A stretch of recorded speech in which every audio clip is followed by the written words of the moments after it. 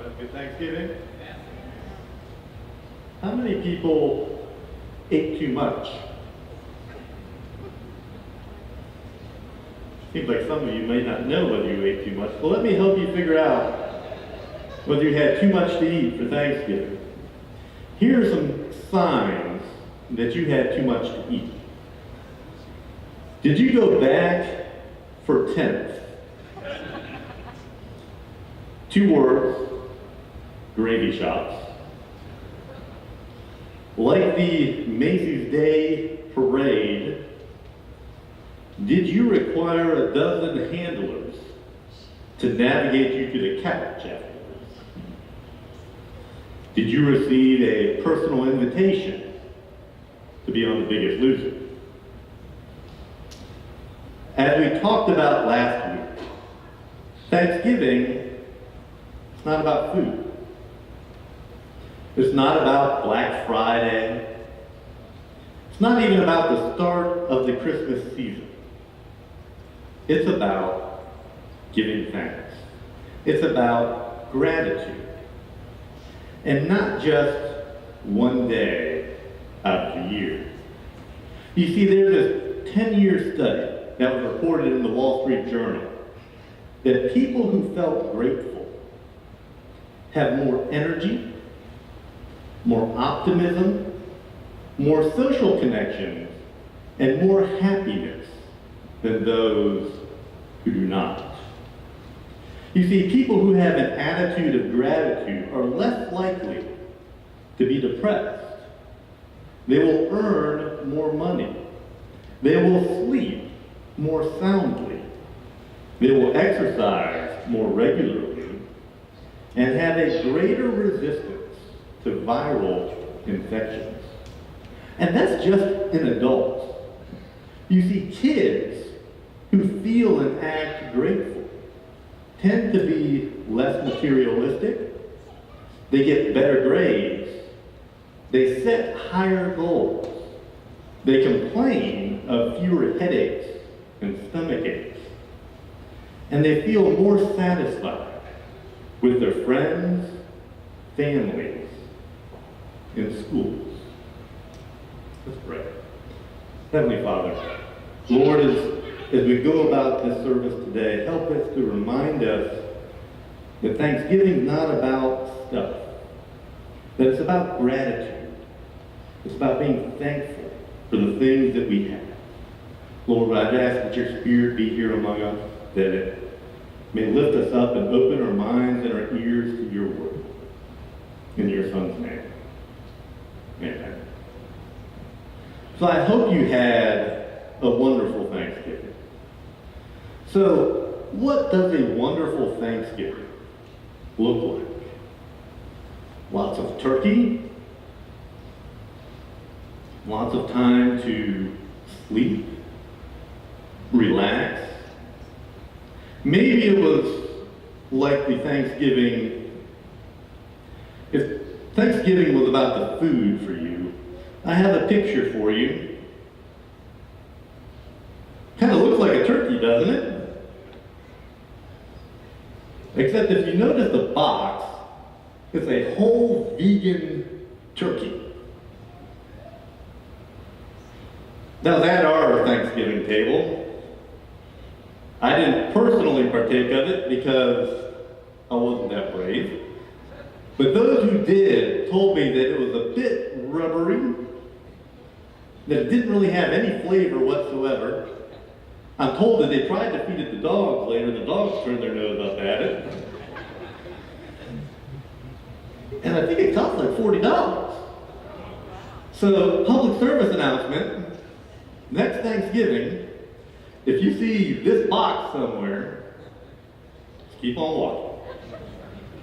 They apparently also, the same company apparently have a ham too, which I wouldn't bet on it either, based upon the turkey. But you know, when we think about Thanksgiving, that's what we think about though. We think about the food. We think about the time off, sleeping in, relaxing, or maybe getting up really early the next day and going down to downtown Greensboro and serving. That's not what you thought I was going to say, was it? You thought I was going to say getting up really early and going out shopping. Well, some of us got up really early Friday morning and went downtown Greensboro and served the homeless. It was a little bit cold, wasn't too bad. Justin's back there laughing at me when I say cold because it was in the 20s. Quite frankly, I wasn't that cold either, but that's not that bad. But imagine if that's what you lived in. If you were homeless. So were you thankful during these past few days? Did you take time to realize how much God has blessed your life? Were you happy because of all the blessings that you had? You see, there's this story of a female chaplain who worked at Severance Hospital at Yonsei University. One day this chaplain was in the lounge where the janitors were. And the janitors were talking amongst themselves about how much they envied the cooks in the cafeteria. They envied them because they received official recognition as hospital employees, but the janitors did not. So the chaplain went to the cafeteria and started talking to the cooks. She told them how the janitors envied them. And the cooks said, "We cook at home. We have to cook at work. You know how hot it is in this kitchen?" We envy the office workers because they have air conditioning. So the chaplain went to the office workers and told them how the cooks envied them. And the office workers said, "Well, why would they envy us?" You see, if you work in a hospital, you have to at least be a nurse to be envied. We envy the nurses. Chaplain went to the nurses and told them how they were envied by the office workers.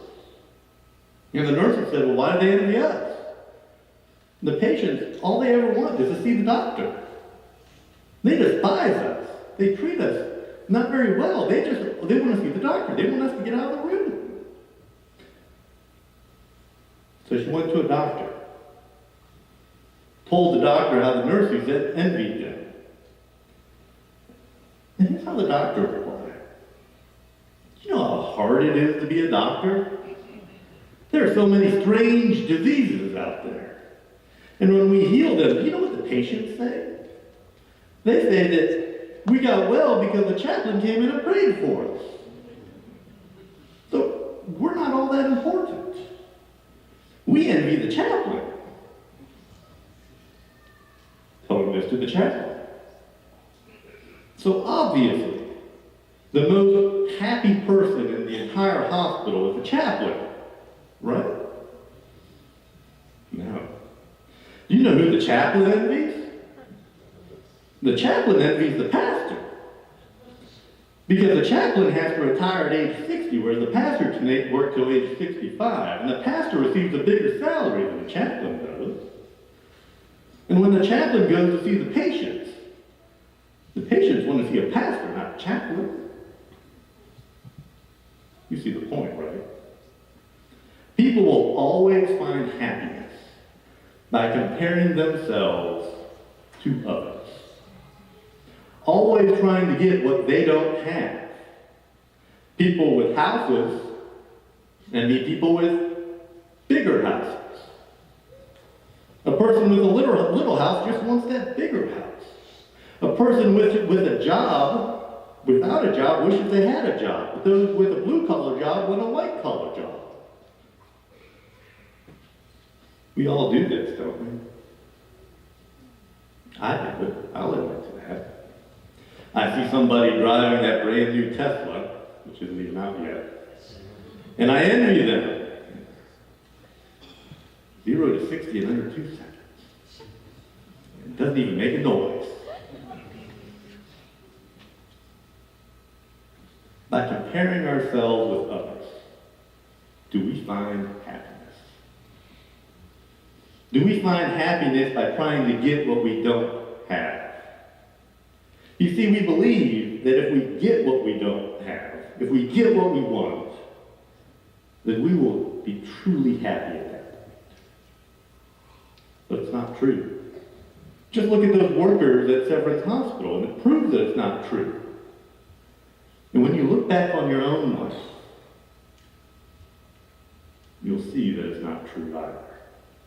You see, you grew up, you got your diploma, you earned rewards, you got a promotion, you raised a family. Many times in your life, you received exactly what you hoped for. But happiness seems to disappear. So let me help you understand why this happiness seems to always disappear. There's a book called Shortcut Through Therapy by psychologist Richard Carlson. Listen what the psychologist said. Happiness comes when we can lessen the gap between what we have and what we want. Did you catch that? When we lessen the gap between what we have and what we want, that is when happiness comes. Our problem is that once we get what we want, we have this bad habit of letting our minds drift towards something better. Or our drifting minds keep us from the spirit of thankfulness. Many of us have not learned to appreciate what we have. You see, we learned to believe that that next desire or the next achievement will be better than what we have now. You see, if we are in the habit of always focusing on what we want, we will always feel dissatisfied. If we focus on what we want, we will always be dissatisfied. So let's say that you won the lottery, and I think as I drove past the sign this morning, they're both up over 100 million. So if you win that lottery, one, come talk to me because we have some stuff to talk about. I have a long list of stuff we could use that money for. But if you won that lottery, you will still feel dissatisfied because you will focus your attention on all the taxes the government's going to take out of your winnings. Isn't that ridiculous? You win $100 million and you're focused on the money that the government's going to take. You see, it's where you place your attention that determines how you are going to feel. So if you want to be happy, what do we need to do? We need to move away from focusing on what we think will make us happy and focus instead on what we already have. We need to learn to be thankful for what we have. It's like what the Bible says in the book of Hebrews. It says, let your conduct be without covetousness. Be content with such things as you have. Be content with such things as you have. God says be happy with what you already have. You see, psychologist Richard Carlson, he didn't come up with some super secret remedy. It's right there all along. It's in the Bible the whole time. So during this time of Thanksgiving, did you take the time to reflect on all that God has already blessed you with? Was your heart overflowing with praise and thanksgiving to God? Could you sing with David in the Psalms when he says, "Oh, give thanks to the Lord, for he is good. His mercy endures forever." Or Or do you have difficulty? Do you have difficulty finding things to be thankful for? A pastor who lived for 18 years in a leper colony tells about this experience where a leper came running in from the field, ran up to the pastor and said, "Look, one of my fingers fell off." Pastor looked at him and said, "Why are you excited about that?" And the leper said, "I'm excited because I still have 4 fingers. And with these 4 fingers, I can continue to work in the fields." This was a person content with what he had, not focusing on what he didn't have. So how many fingers do you have? Did you ever thank God for the fingers that you have? You see, remember the story we looked at last week in Luke chapter 17? The 10 lepers who came to Jesus for healing. And Jesus told them to go show themselves to the priest. And it was on their way to that priest that they were healed from leprosy. But only one of the lepers returned to Jesus to give thanks. The others went on their way, forgetting Jesus, the man who had made them whole. How could these lepers be so ungrateful? How could you be healed and not give thanks? The book Desire of Ages puts it this way: how many are still doing the same thing? The Lord works continually to benefit mankind. He is ever imparting his bounties. He raises up the sick from the beds of languishing. He delivers men from peril which they do not even see. He commissions heavenly angels to save them from calamity, to guard them from the pestilence that walketh in the darkness, and the destruction that wasteth at noonday. But their hearts are unimpressed. How are your hearts this morning? Are they unimpressed? Psalms 100 puts it this way: enter into his gates with thanksgiving, and into his courts with praise. Be thankful to him, and bless his name. How did you enter into church this morning? Was there thanksgiving and praise in your heart as you walked in the doors? Are you grateful for this church that we have? We're blessed with nice, comfortable chairs. There's heat, not cold. It was 55 degrees when I walked in here this morning. I'm not sure what it is now, but it's a little bit warmer than 55. Aren't you thankful that there will be a nice, delicious meal of pizza out in the lobby today? For those that had to cook, we took the burden off. There'll be a pizza day. You see, many of us know that we should be thankful, but for some reason, we don't feel it in our hearts. For too many years, we have lived our lives with ungratefulness. So much so that it has now just become a habit for us to be ungrateful for the things that we have. We need to learn to be grateful. But you see, it takes practice.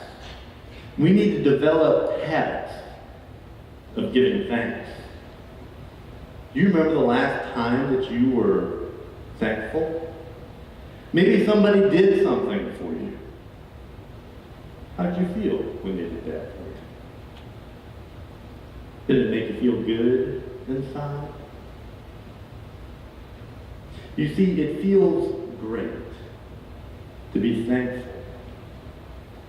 What if we lived our lives with an attitude of gratitude?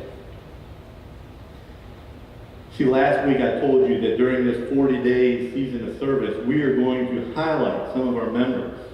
Last week we saw a video from Olga about what she has been doing in the community. This week, rather than having Mark pass out by holding his breath doing announcements, I gave him the opportunity to do it on a video. That way he could breathe. And we could take breaks, and he could breathe so that he wouldn't pass out. And Mark wants to tell us a story of a time that he helped someone else out. As Sandy mentioned last week, one of the foundations of our church is outreach and service. It's so important to us as a core group that it's one of the core values of the family of this church. The story I'm going to talk about today is one that actually took place before we ever had our first worship service here at Triad Adventist. One winter, day, a Saturday afternoon, Sandy was going to go downtown in Winston and feed the homeless, have a soup for the homeless. And they invited us to come along, so she made a big pot of soup, and we went to the parking lot in Winston. It's right across from the library.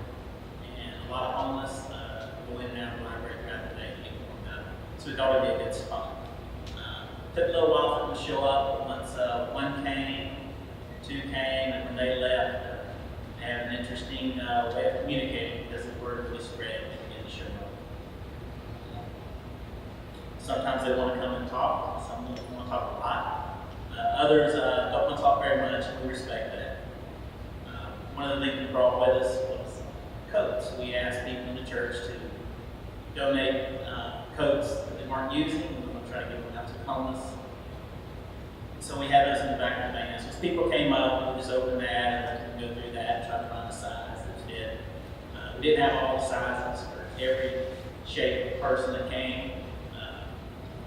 So as we went through the day, the coats began to pull away. So we were able to get them all away, which was great. And some guys came up later. We realized they didn't have coats, and we began to talk to them. One gentleman talked to him for a while. He wasn't from Winston, and he had just been down here. He had a car wreck with his buddy. So he was in the hospital for quite a while, and he just couldn't get back home. He still had to do rehab in the hospital here, so he's kind of stuck. So as we were talking, it just hit me that what are we there for? We're here to serve, to give. So I asked him to try on my jacket that I was wearing. That was rather jackets for his size. About the same time, I noticed Barry taking his jacket off, the guy he was talking to, across the parking lot. And he said it fit, and I said, well, you keep it. He wasn't really sure what to say. And I just said, it's okay. You need it more than I do. And I said, stay warm, and I hope you heal quickly. So he thanked me and turned and walked down the street. And I haven't seen him again. So as we were standing in the parking lot, Barry said, I hope your keys weren't in your jacket. Serving others is not necessarily about our sacrifices, but it's being willing to follow God's call to serve. Look for ways to serve. There's opportunity around it.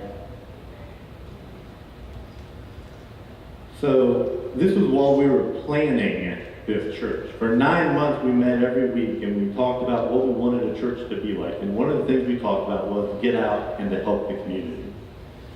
So, like Mark said, we went out one Sabbath afternoon and we asked people to bring their coats, and people brought the coats that they weren't wearing anymore. Coats that they didn't need. And we gave them all out, which was great. And then this guy walks up to Mark and we were out of coats. And both Mark and Barry took the coats off their very own back and gave them to these people. These weren't the coats that they didn't need anymore. These weren't the coats that they weren't wearing anymore. They were still wearing them because they had them on that day. But they saw a need and they met it. Think of the Apostle Paul. How he lived with an attitude of gratitude. He wrote, rejoice, some of the time, rejoice always, is what he said. How could somebody, if you know Paul's life, how could he rejoice always? He was in prison. He was beaten. How could somebody like that, going through all of that stuff, how could he rejoice always? He says, in everything, give thanks. For this is the will of God in Christ Jesus for you. He was always giving thanks. And that was the reason for his rejoicing. You see, thankfulness leads to rejoicing. So look for the many blessings that God has given you. Thank him for them. That chaplain who worked at Severance Hospital encountered many patients. She met this one man who had lost both of his legs in a car accident. He had to wear artificial legs. And it was painful because every time his legs grew a little, the artificial leg wouldn't fit correctly. And it caused great pain. You'd have to take painkillers to deal with it. Can you imagine how miserable it would be to be this man, to live that life? But there were people who envied him. The chaplain met this former doctor who had the lower half of his body amputated because of diabetes. This person wished that he would be able to use artificial limbs, even if it hurt. He would give all of his money to have just one of his legs back. See, he would be in a wheelchair the rest of his life. Could you imagine how miserable such a life would be? But people envied him too. There was a person who was paralyzed from the neck down. Someone had to be with him 24 hours a day. This person envied the guy who was paralyzed from just the waist down. He wished that he could move his arms. He envied those people who could ride around in a wheelchair. Could you imagine being paralyzed from the neck down? There are people who envied him too. The chaplain met this woman whose husband had been in a car accident and suffered brain damage.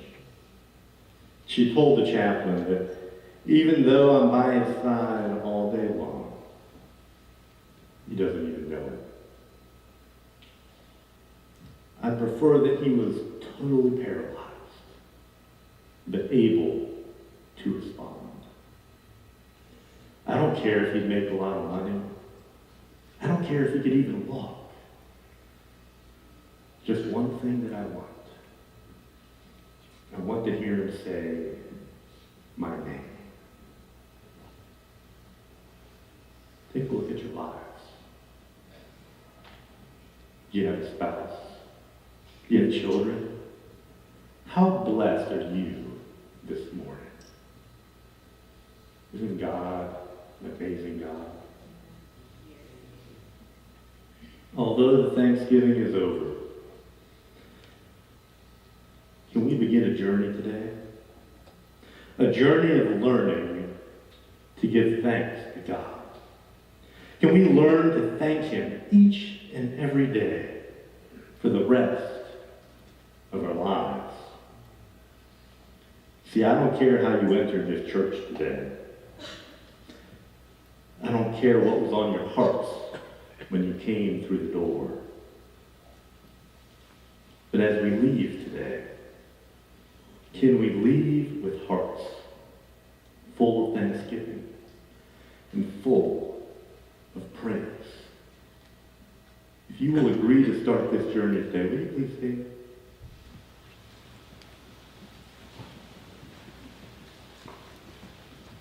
Heavenly Father, help us. Help us to begin this journey of praise and thanksgiving. Help us to stop focusing on all the things that we don't have. And help us instead to focus on all the amazing things that you have done in our lives and that you have already given us. Help us to focus on how we can help others, how we can get into this community and serve others. Help us to realize that if every prayer that we have been praying was answered, that the community would know a difference through these answered prayers. Just continue working on us, Lord. Help us each day to live with an attitude of gratitude. In your Son's name.